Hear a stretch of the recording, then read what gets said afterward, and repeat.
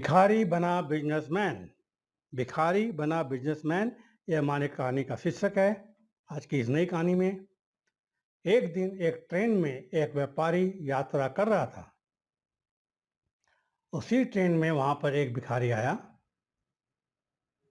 वो भिखारी उस व्यापारी से भीख मांगने लगा। उस व्यापारी ने भिखारी से कहा कि मैं एक व्यापारी हूं और लेन देन में विश्वास रखता हूं। तुम्हारे पास कुछ है मुझे देने के लिए? तभी मैं तुम्हें कुछ दूंगा। उस व्यापारी की बात ने इस भिखारी के दिल को छू लिया। अब भिखारी ने मन में यह निश्चय कर लिया, जब भी कोई व्यक्ति मुझे कुछ भी भीख देगा तो बदले में मैं उसे कुछ न कुछ दूंगा। वो भिखारी बहुत सोचने लगा कि मैं लोगों को क्या दूं। तभी उसकी नजर बगीचे में लगे फूलों पर गई।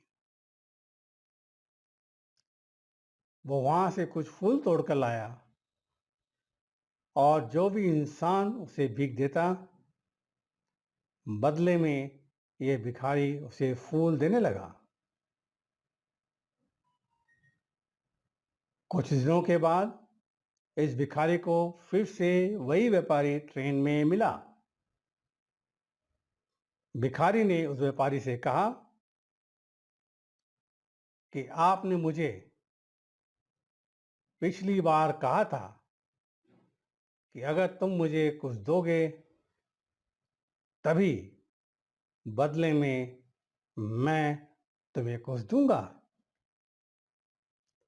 तो आज आपको देने के लिए मेरे पास ये सुंदर फूल है।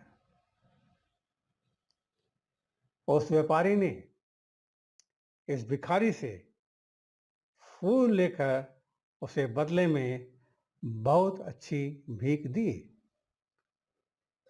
और कहा कि आज तो तुम भी मेरी तरह एक व्यापारी बन गए। उस व्यापारी की बात सुनकर वो भिखारी मन ही मन बहुत खुश हो गया था और वो सोचने लगा कि अब तो मैं भी एक व्यापारी ही हूं, क्योंकि व्यापार में यही तो होता है कि हम किसी को कुछ देते हैं और बदले में हमें कोई कुछ देता है। कुछ दिनों के बाद ये भिखारी और वे व्यापारी एक ही ट्रेन से जा रहे थे, लेकिन अब ये भिखारी पहले जैसा नहीं था। वो अब सुंदर लग रहा था और उसके कपड़े भी अच्छे थे।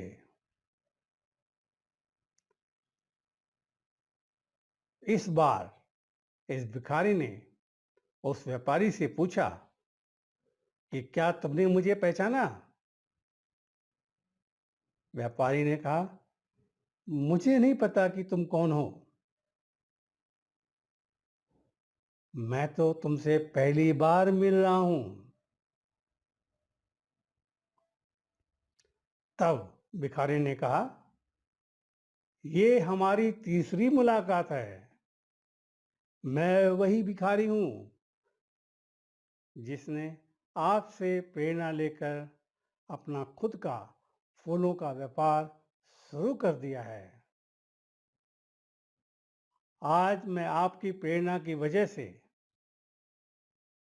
एक बहुत बड़ा व्यापारी बन गया हूं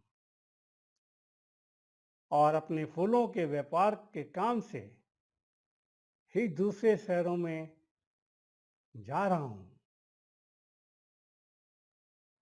दोस्तों, इस कहानी से हमें यह शिक्षा मिलती है कि जो हम अपने आप को मानते हैं वही हम बन जाते हैं।